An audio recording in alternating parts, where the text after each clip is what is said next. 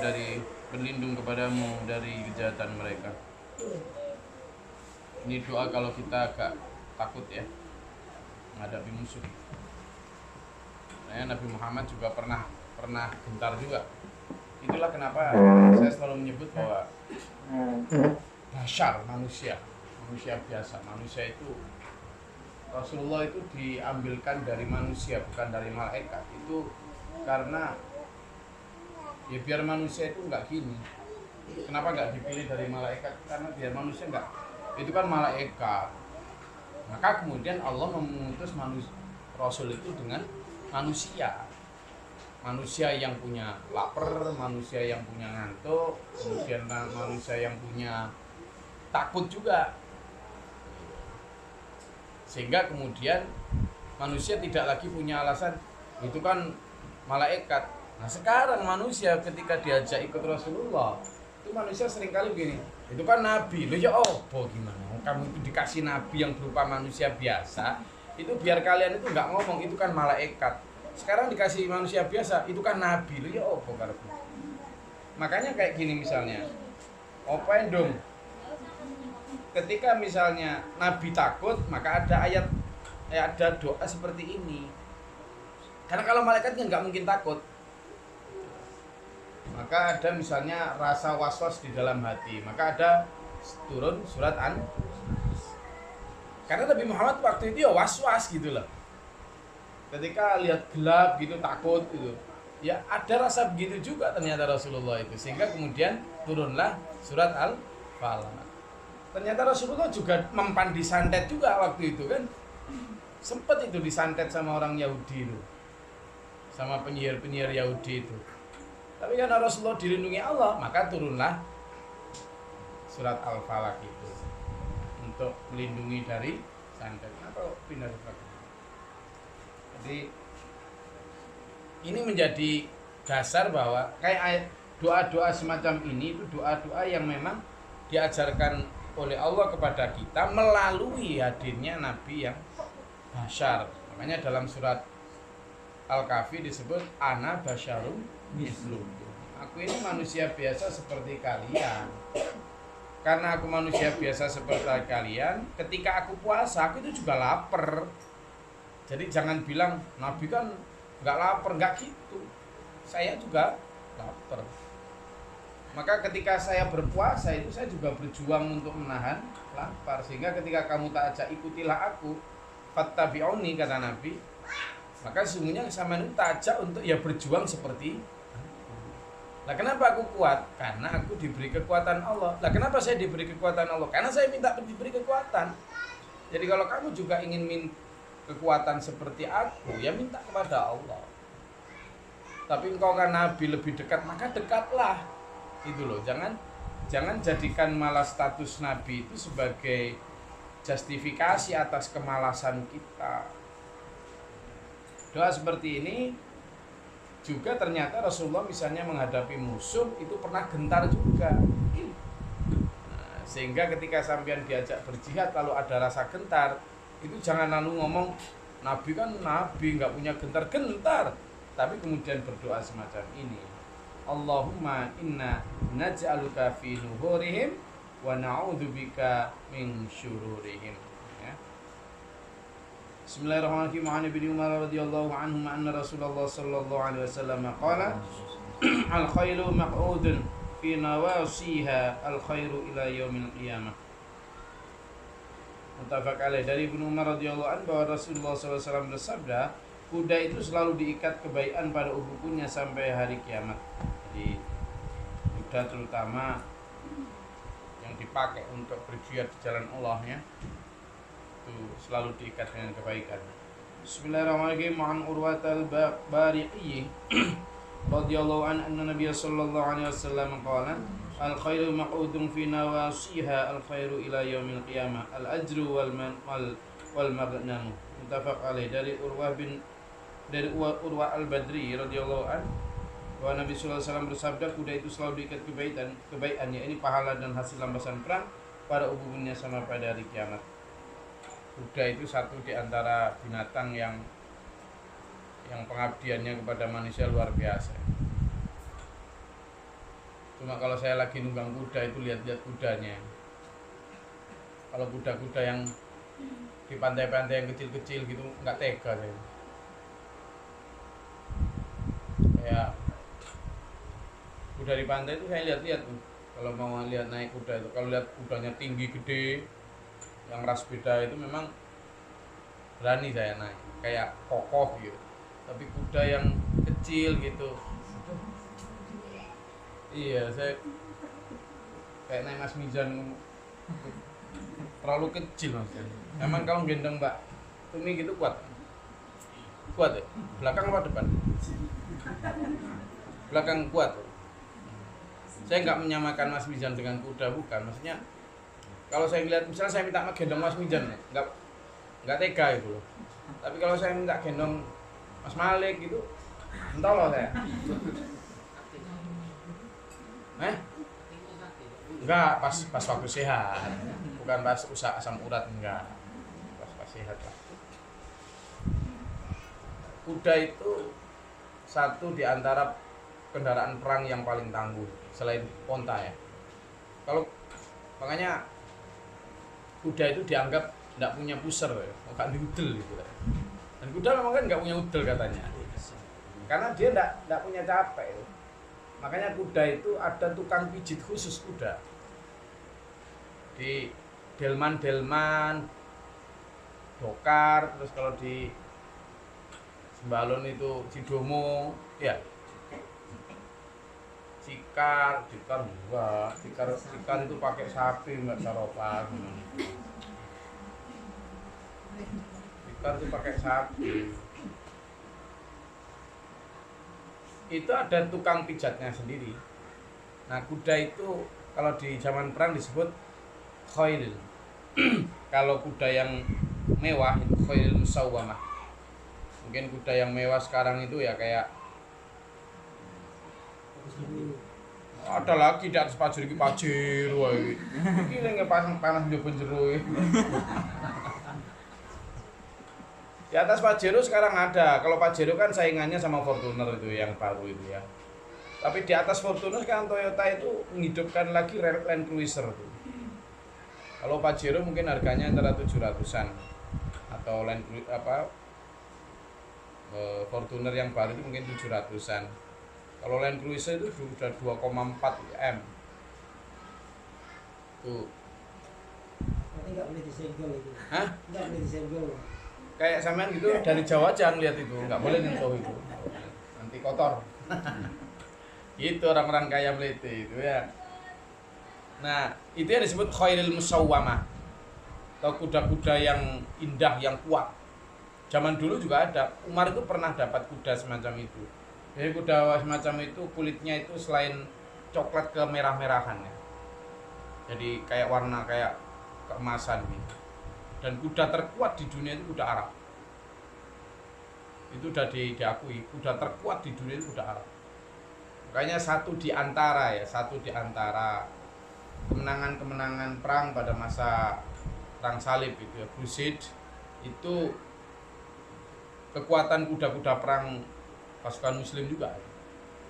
Karena kuda-kuda Arab itu memang terkenal, kan mereka terbiasa di run, mereka terbiasa lama tidak minum, mereka terbiasa diajak berhari-hari. Satu di antara juga kemenangan pasukan Tartar, pasukan Mongol ketika menaklukkan kerajaan-kerajaan Islam, terutama menaklukkan Baghdad itu kan pasukan Mongolia waktu itu yang di sama Kublai Khan atau siapa itu kan Genghis Khan di kepala Genghis Khan. Pasukannya itu pasukan yang terkenal tidak pernah turun dari kuda. Jadi mereka makan, mereka mandi, bahkan mereka BAB pun di atas kuda. Tidak pernah turun. Jadi readiness-nya atau kesiapsiagaannya itu luar biasa. Lah kalau kayak gitu kan membutuhkan kuda yang luar biasa kuat. Dan kuda kan tidak pernah duduk. Tidurnya kuda kan juga sambil berdiri. Anda tidak akan pernah lihat kuda duduk, kecuali pada saat kuda itu sakit. Jadi kalau sama lihat kuda ya ketika ditambatkan ya berdiri, ketika dia tidur ya berdiri. Nah, ada kuda kayak sapi, kayak kerbau, kayak kambing, lalu kemudian dia sambil leye-leye mengunyah, itu tidak ada. Kuda itu berdiri terus. Kuda kalau sudah duduk itu mau mati dia. Iya. Kalau udah dia sampai duduk itu berarti memang udah mau mati. Nah, itu makanya satu di antara kebaikan yang diikat di ubun-ubunnya sampai hari kiamat ya karena manfaat kuda untuk manusia. Tapi kalau kuda itu masih kuda liar, nah itu diambil susunya saja. Makanya ada sebut susu kuda. Gak ada hubungannya. Ada hubungannya. Lah ya enggak mungkin kan. Kudanya aja liar gimana ngambil susunya? Itu bohong itu, ada susu kuda liar itu bohong. Baru megang aja susah kok mau sepak mati lah. Sepakan kuda itu bisa bunuh orang ya. Saat ini itu pernah kan ada kuda di sana itu naik ternyata lewat belakang. Oh iya, sepak lelep ada 6 meter 7 meter itu terlempar. Beberapa menit itu nggak bisa bernafas. Kita aja udah khawatir. Di sepakan kuda itu bisa membunuh apapun. Kuat. Bismillahirrahmanirrahim. Wa Nabi Hurairah radhiyallahu anhu qala Rasulullah sallallahu alaihi wasallam man ahtabasa farasan fi sabilillah imanan billah wa tasdiqan bi wa'dihi fa inna shiba'ahu wa rayyahu wa rawthahu wa bawlahu fi mizanihi yaumal qiyamah. Rawal Bukhari. Dari Abu Hurairah radhiyallahu anhu berkata Rasulullah SAW bersabda, barang siapa menahan atau memelihara kuda yang dimaksud sebagai persiapan sewaktu menjadi perang di jalan Allah, maka sungguhnya makanan yang mengenyangkan kudanya itu, minuman yang menghilangkan dahaganya, kotorannya dan kencingnya adalah dalam timbangan amal orang itu kelak pada hari kiamat. Jadi kalau sampean memelihara mobil dan memelihara motor memang disiapkan untuk fisabilillah, maka bensinnya, maka oli yang dikeluarkan, asap yang dikeluarkan, semuanya ada dalam timbangan kebaikan. Tapi siapa yang punya mobil dan motor kayak gitu? Yang siap dipakai sewaktu-waktu oleh GG? Enggak, saya enggak minta dikasih gitu. Di situ misalnya ada Fortuner terbaru aja saya awang-awangan make, karena enggak mungkin apa.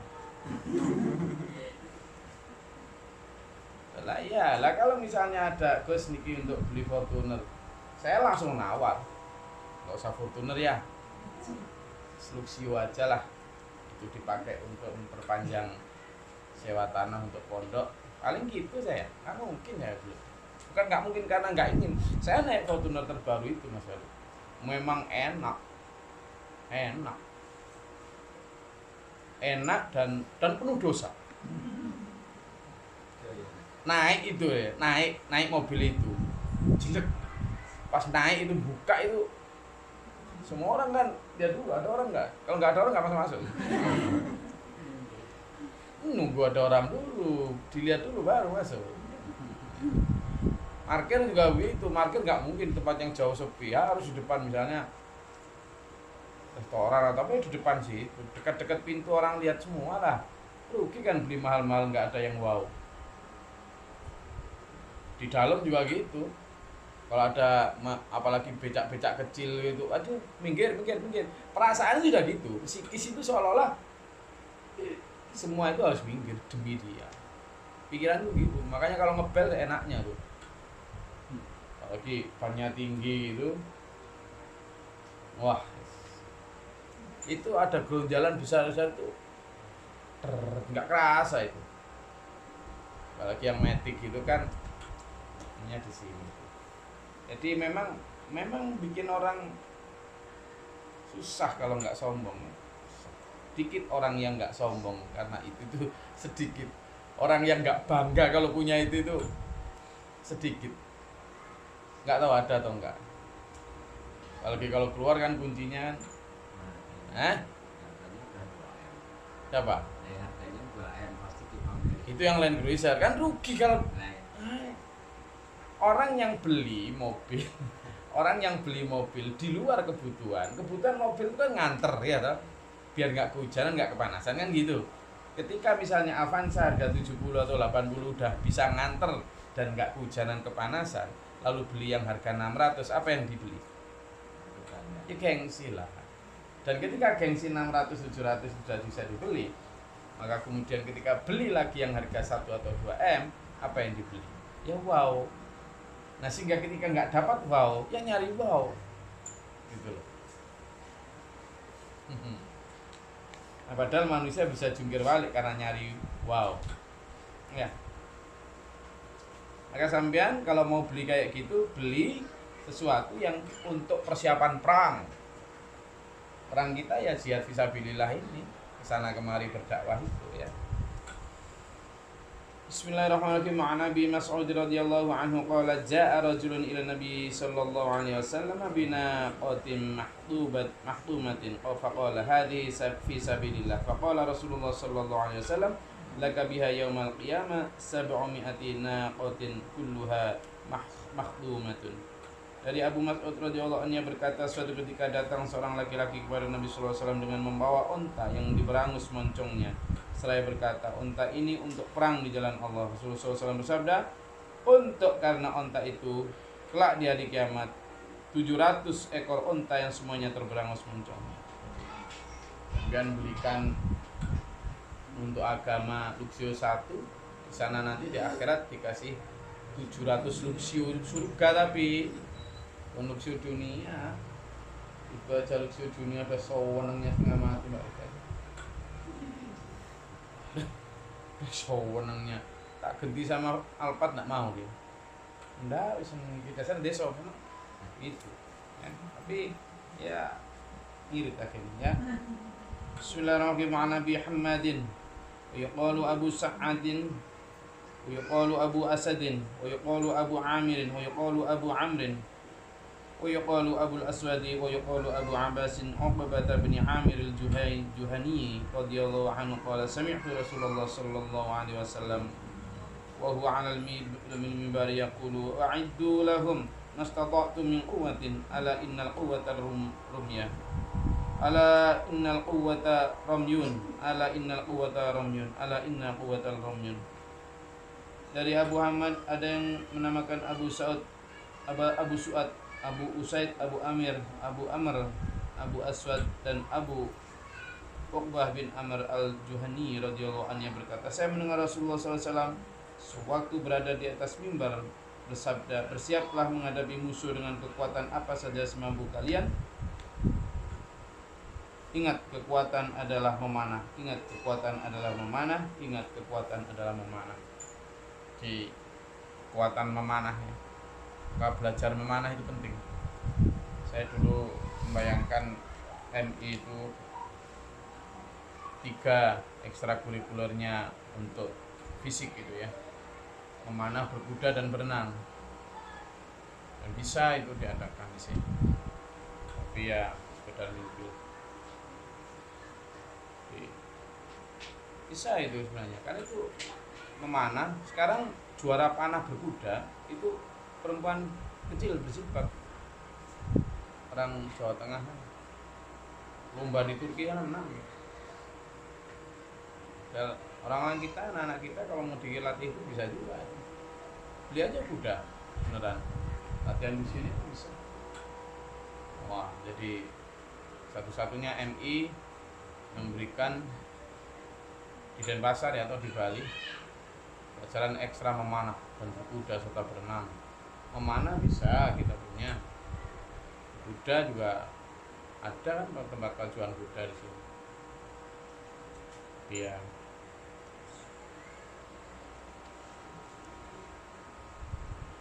Ini jadi kata Rasulullah, ingat kekuatan adalah memanah ya. Di zaman latihan memanah dulu almarhum Mbak Ja'far itu atlet memanah itu. Terus apa ya, di Tabanan juga ada kok yang dulu ahli memanah. Jadi kita sebenarnya sudah punya talenta untuk itu. Bismillahirrahmanirrahim. Qala sami'tu Rasulullah sallallahu alaihi wasallam yaqulu satuftahu 'alaikum arduna wa yakfikumullahu fala ya'jizu ahadukum aw yalhuwa bi asmihi. Dari Abu Uqbah bin Amr al-Juhani radhiyallahu anhu berkata, saya mendengar Rasulullah SAW bersabda, nanti akan terbuka bagimu beberapa negeri dan Allah akan mencukupi kamu sekalian, maka janganlah salah seorang di antara kalian merasa malas untuk memainkan panahnya. Latihan memanah. Nah, untuk persiapan terbukanya negeri-negeri, ditaklukkannya negeri-negeri, latihan memanah. Kalau sekarang mungkin latihan menembak juga ya. Menembak yang legal dong. Dan menembak. Pernah megang pistol?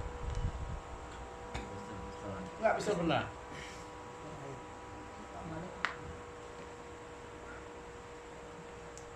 Yang pistol pernah lah. Jadi merasakan bau mesiunya itu. Cara recoilnya segala macam. Nggak bisa. Belum ada yang pernah megang pistol. Kalau machine gun, tembak mana?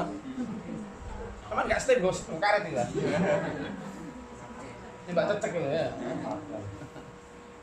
Apa mel?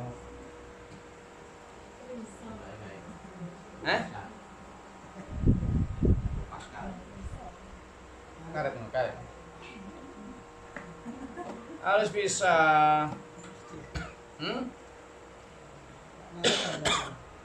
Masih harus bisa lah. Jangan. Pernah nembak? Pernah nembak? Mana aja lah, latihan memanah aja. Belum pernah. Wispi itu pernah beli panah, nggak tahu di mana. Ya gaya-gayaan aja beli, nggak pernah dipakai. Ayo kita bikin latihan memanah di sini. Siap. Kalian gimana caranya memanah? Bisa saran. Yang penting siap aja dulu ya kan? Iya. Ini bisa itu latihan memanah lah. Kalau ada siap. Ayo latihan memanah. Siapa yang ngajarin kita? Kita nggak ada yang bisa. Panah yang beneran tuh Malik. Cara apa naruh ininya itu Susah. itu nariknya berat loh. Saya pernah nyoba nih. Panah yang beneran loh ya, yang dipakai atlet-atlet itu satu ada yang harganya 100 juta itu panah itu. Semua kalah. Iya, kalau yang panah yang kecil-kecil itu yang untuk latihan kita mungkin yang harga 75.000, 100 itu udah cukup. Itu ada yang sampai panah yang beneran tuh. Tapi caranya memang, makanya kita perlu orang yang latih kita. Saya aja salah semua cara megang busurnya, cara megang anak panahnya itu keliru semua. Cara bidiknya keliru semua. Ya kita enggak pernah. Tapi pas pakai senapan, terutama pakai Aku tidak bareng di ini loh. Berdugul itu kan pada pajak pengawasan pada mana tapi larinya kemana? iya, nggak jelas lah. Nggak jelas loh. Itu memang perlu teknik gitu. Orang nembak aja nih. Nembak. Kalau sama pertama megang nembak itu cara tembaknya, terus cara megangnya. Kalau pistol yang dikuatkan itu bau mana, terus sudut tekuan ini itu ada teknik semua. Tapi saya pernah dilatih sniper asli memang. Meskipun sebentar tapi tahulah akhirnya tekniknya. Oh, kalau nembak itu kalau ngeker itu apanya yang dibidik dan sebagainya. Kena itu memang rasanya enak. Begitu. Mbak Cicak. Nembak sama nembak cecak pakai apa? Pakai ini? Pakai ini tembak burung. Enggak lah, cecak anak-anak di pondok pakai karet gelang biasa, pakai tangan aja jatuh sih. Kalau nembak cecak itu tahu ujung dari daunnya singkong. Daunnya singkong itu kan batangnya itu ditekuk-tekuk itu ditekuk gini. Mati malah. Dulu kecil kayak gitu. Kalau untuk burung baru ketapel. Saya ketapel pernah punya, tembak senapan angin pernah punya. Susahnya banyak. Tapi itu cerita orang lain bukan saya. Intinya kita harus menguji ketangkasan kita lah. Ya kalau udah tua-tua kayak gini memang malas banget disuruh gerak. Mas Hendri ini kan tukang silat tapi ya udah lama nggak main, ini masa bisa ini, lupa cara bergerak ini. Apalagi satu-satunya ekstrakurikuler di MI juga udah nggak tahu.